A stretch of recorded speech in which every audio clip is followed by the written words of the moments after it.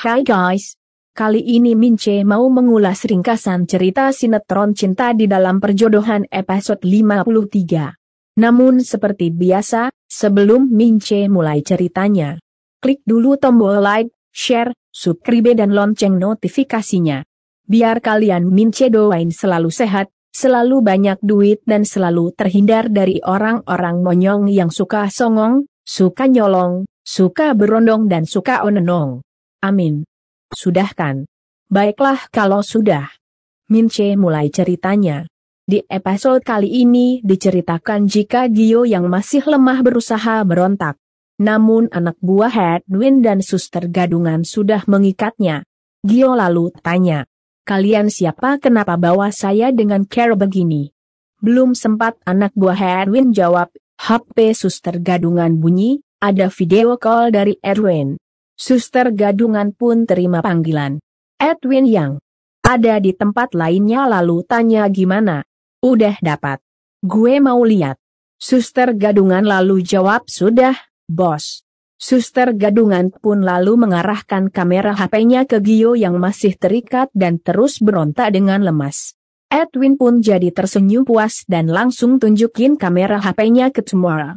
Tomorrow jadi histeris dan langsung memanggil-manggil Gio, namun Edwin kembali mengarahkan kamera HP ke wajahnya sambil bilang ke suster gadungan, "Urus seperti keinginan bos." Suster gadungan jawab siap, bos. Edwin pun mengakhiri video call. Tomorrow yang mencemaskan Gio lalu tanya Edwin, "Kamu mau apain Gio? Kamu nggak boleh sakiti Gio." Edwin malah tersenyum kecut dan bilang, "Lo harusnya sadar kalau bohongi bos Hendra. Bukan cuman satu anak lo akan kehilangan tapi dua-duanya." Tomorrow kaget dan mau lari keluar. Namun Edwin langsung mendorong Tomorrow hingga terhuyung jatuh. Tomorrow tidak menyerah dan kembali berusaha keluar. Namun Edwin malah semakin kasar, "Lo mau susul kemana? Lo emang tahu Gio akan dibawa kemana? Sekarang lo tangisi aja kematian anak lo satu demi satu." Tomorrow jadi menangis histeris. Edwin tidak menghiraukannya dan melangkah pergi. Di tempat lainnya, Naila yang kini berada di rumah sakit bicara ke suster. "Saya mau jenguk Gio, masih bisa kan suster?" Gerald Abimanyu. Suster melihat daftar pasien ICU. Tak lama suster kembali menatap Naila sambil bilang, "Pasiennya udah pulang, Mbak, baru juga pergi tadi dijemput sama suster keluarganya." Naila kaget dan jadi bertanya heran dalam hati, kok Wilona nggak cerita. Naila pun lalu ucapin terima kasih ke suster dan kemudian pergi. Saat itu Devan muncul dan tanya, "Lo yakin Gio balik ke rumah?" Naila kaget dan langsung menjauh dari Devan. "Kamu mau apa? Jangan harap kamu bisa bawa saya ke Om Hendra." Devan pun lalu deketin Naila. Naila jadi cemas dan terus bergerak mundur hingga akhirnya punggungnya menabrak dinding rumah sakit. Devan sambil menatap sinis lalu bilang, "Terserah lo mau ikut gue enggak." Devan pun lalu pergi sambil bilang, "Lo tahu parkiran motor di mana kan?" Naila jadi bingung dan langsung kirim pesan WA ke Tomorrow. Tanya, "Tante, Gio sudah balik ke rumah?" Tak lama HP Naila pun bunyi, ada panggilan dari Tomorrow. Naila lalu terima panggilan. "Tante, sorry ganggu, ini aku di rumah sakit. Mau jenguk Gio tapi katanya udah pulang." Tomorrow yang masih histeris jawab, "Naila, Gio dibawa Hendra tante." "Takut, Nai?" Naila pun jadi kaget mendengarnya. Sementara itu Devan yang sudah berada di parkiran menunggu di atas motornya. Tak lama Naila muncul dan langsung menghampiri dengan wajah cemas. Naila pun lalu tanya, "Kamu pasti tahu soal Gio dibawa Pak Hendra?" "Iya, kan?" Devan hanya diam dan malah menyodorkan helmnya ke arah Naila. Naila pun jadi kesal dan kembali tanya, "Jawab dulu. Pak Hendra, dia mau apa sama Gio?" Gio malah jawab, "Lo ikut aja." Naila pun jadi dilema. Sementara itu Devan lalu bilang, "Kalau lo mau tahu jawabannya, lo ikut gue." Naila yang emang masih cemas menggeleng pelan. "Aku nggak mau ketemu Pak Hendra, dia pasti mau nyakiti aku kecelakaan yang aku alami sama Gio, Itu karena Edwin. Dia pasti disuruh Pak Hendra. Devan pun jadi bete dan langsung menarik lagi helm untuk Naila. Sambil menyalakan motornya dan bilang, terserah. Lo cuma punya kesempatan sekarang. Lo nggak mau ikut, lo nggak akan dapat jawaban dari pertanyaan lo soal Gio. Devan pun lalu memacu motornya. Naila pun tercekat dan langsung teriak. Iya, aku ikut. Devan tunggu. Devan yang sudah agak jauh lalu menghentikan laju motornya. Naila kembali teriak aku ikut. Devan yang udah jengkel malah jawab. Udah. Telat. Gue berubah pikiran.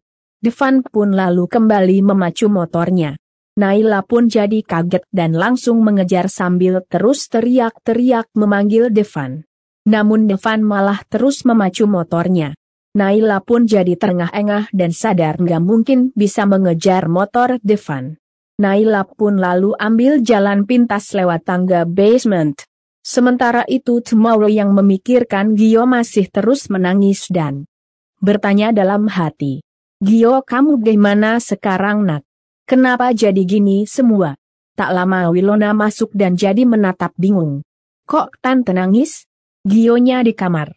Tamata sambil terus menangis lalu menatap Wilona dan jawab. Will, Gio enggak di sini. Dia di bawah Hendra. Wilona kaget dan tanya. Apa? Tadi tante ngabari nggak jelas di telepon. Aku dengar, Gio itu sudah bisa pulang. Makanya saya kesini mau nengokin Gio, tapi kenapa bisa di bawah Hendra? Tomorrow sambil terus nangis lalu jawab. Will, anak buah Hendra yang ambil Gio di rumah sakit. Edwin kasih lihat tante kalau Gio sudah di tangan mereka. Tante takut Gio kenapa-napa. Bantu tante Will, tante harus gimana sekarang? Wilona yang masih kaget jadi terdiam. Sementara itu Tomorrow yang mencemaskan Gio terus saja menangis. Tak lama Wilona pun lalu kembali menatap Tomorrow. Namun dengan tatapan kesal dan kecewa. Sekarang aja tante baru nangis, nyesel. Kemarin-kemarin kemana aja tante?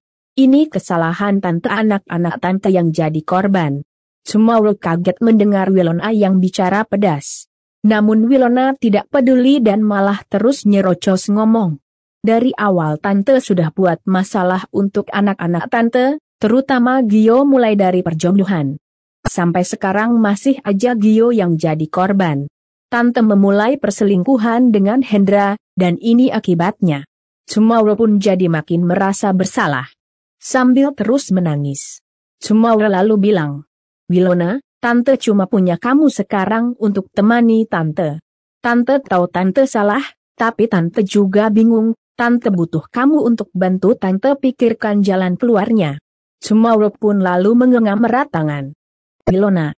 Namun Wilona yang masih kecewa sama Tomorrow malah melepaskan tangan Tomorrow sambil bilang, maaf, tante urus saja sendiri. Tante yang menanam, tante sendiri yang menuai, tanggung aja sendiri. Wilona pun lalu pergi. Tomorrow jadi makin sedih dan langsung memanggil Wilona. Namun Wilona tidak menghiraukan dan malah terus pergi. Tomorrow pun jadi makin sedih. Aku sendiri sekarang. Wilona benar, aku harus menanggung semua perbuatan aku, tapi aku nggak bisa seperti ini. Aku nggak sanggup hadapi sendirian. Tomorrow dengan wajah bingung dan putus asa lalu menatap layar ponselnya. Azka, semoga Azka mau bantu aku. Tomorrow pun lalu telepon Azka. Namun hingga sekian lama Azka tidak menerima panggilannya. Tomorrow jadi bingung. Azka, kamu kemana? Angkat please. Azka ternyata lagi berada di kantor polisi, baru selesai laporan ke polisi. Laporan Bapak akan kami proses Pak. Kami akan tindak lanjuti. Di saat yang sama HP Azka bergetar. Azka pun lalu mengambil HP-nya dan melihat siapa yang telepon. Azka pun jadi jengkel begitu tahu yang telepon ternyata Tomorrow. Sementara itu Tomorrow yang berada di tempat lainnya masih menunggu Azka menerima panggilannya sambil bergumam tegang. Jawab Azka, tolong, Mama. Butuh kamu untuk adik kamu, angkat teleponnya anak. Azka malah jadi mikir. Sementara itu Tomorrow masih menunggu tegang. Tak lama Azka pun akhirnya menggerakkan jari tangannya. Namun bukannya terima panggilan. melainkan mereject panggilan. Cemoro karuan jadi kecewa dan bertanya dalam hati. Kenapa kamu nggak angkat? Kamu marah sekali sama Mama. Mama butuh kamu, Azka. Mama nggak tahu harus gimana sekarang. Cemoro pun makin sedih dan bingung. Sementara Azka lalu mengantongi HP-nya dan kembali menatap polisi.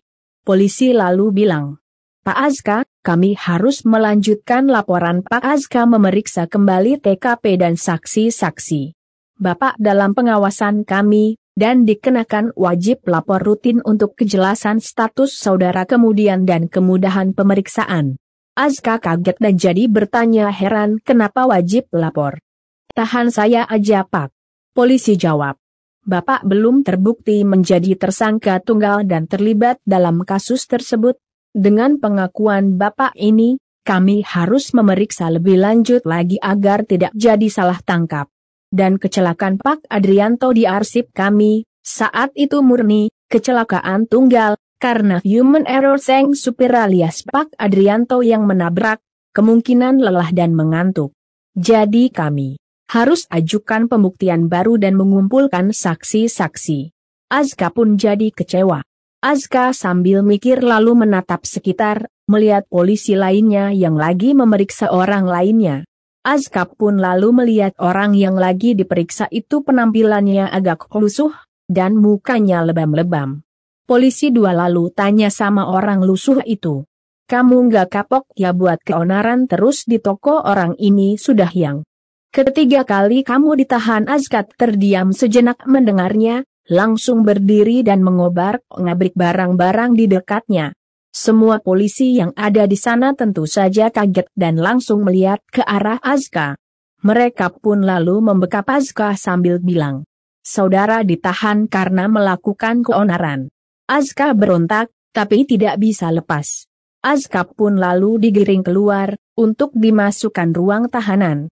Sementara itu Devan yang masih berada di parkiran basement masih terus memacu motornya ke lantai dasar. Begitu juga Naila yang berada di tangga darurat, terus berusaha menuruni tangga agar bisa mencegat Devan.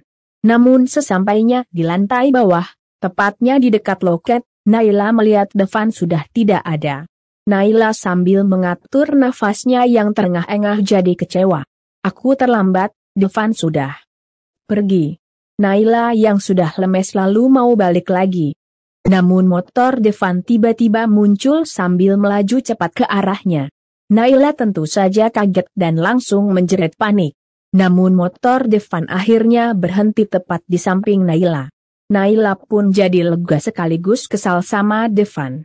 Devan nggak lucu tahu nggak tahu gimana takutnya aku, kirain bakal ditabrak orang. Devan tidak menjawab dan malah melempar helmnya ke Naila. Naila refleks menangkap helm. Sambil tanya sebenarnya niat kamu apa bawa aku ke Om Hendra? Dia mau apa? Devan malah bilang. Selama di jalan, lo jangan banyak nanya, gue nggak suka kebaulan lo. Naila pun jadi terdiam dan karena emang nggak ada pilihan lain, Naila pun lalu naik ke atas motor. Devan pun lalu memacu kembali motornya. Sementara itu Azka yang tadi membuat kekacauan lalu dimasukkan ke dalam sel tahanan. Para napi yang ada di dalam sel pun langsung menatap tajam Azka. Salah satunya lalu berbisik ke napi yang badannya paling besar dan garang. Orang kaya tabungan nih bos. Si orang garang mengangguk dan langsung mendekati Azka sambil menarik kerah baju Azka dari belakang dan dengan kasar memutar badan Azka dan didorong ke tembok. Semua tahanan melihat tegang. Sementara itu di pria garang lalu bilang ke Azka. Mau duduk lo? 200.000 jongkok. Kalau mau nyaman duduk sila, 300.000. Lu mau selonjoran, 500.000 buat lo DP dulu. Lo bakalan nyaman di sini 300.000 sekarang cepet. Azka pun jadi kesal dan pura-pura mau ambil uang di kantong celananya. Si pria garang pun jadi terkekeh. Duit cepet. Mana? Azka lalu keluarkan tangannya dari sakunya dengan gerakan yang sangat cepat. Balas mencekik leher si pria garang. Semua kaget, tahanan kaget dan langsung berdiri. Si pria garang juga kaget dan jadi sulit bernafas. Si pria garang yang belum mau mati lalu meminta maaf ke Azka. Azka pun akhirnya melepas cekikannya. Si pria garang pun terjatuh lemas. Azka lalu menatap tajam sambil bilang, awas lo sentuh gue lagi. Si pria garang pun jadi makin ketakutan. Sementara itu Azka dengan tenang lalu merapikan bajunya dan berjalan ke arah sudut untuk duduk. Semua tahanan yang duduk di sana ketakutan sungkan langsung bergeser memberikan Azka tempat. Azka pun lalu duduk sendirian sambil berkata dalam hati, aku di sini demi kamu Nai. Demi keselamatan kamu. Azka dengan tatapan kosong lalu menyandarkan tubuhnya ke tembok sel. Sementara itu motor Devan akhirnya sampai di depan rumahnya Hendra. Devan pun lalu turun dari motor dan bergegas membuka pintu gerbang rumah Hendra. Namun maaf ya guys, ringkasan cerita cinta di dalam perjodohan terpaksa Mince akhiri dulu sampai di sini. Gimana guys ceritanya? Makin seru kan? Mince tunggu komentarnya ya. Dan buat yang baru gabung, sekali lagi Mince ingetin. Jangan lupa klik like, share, subscribe dan lonceng notifikasinya. Biar kalian Mince doain selalu sehat, selalu banyak duit dan selalu terhindar dari orang-orang monyong yang suka songong, suka nyolong, suka berondong, suka ononong dan pastinya nggak akan ketinggalan update cerita cinta di dalam perjodohan. Bye.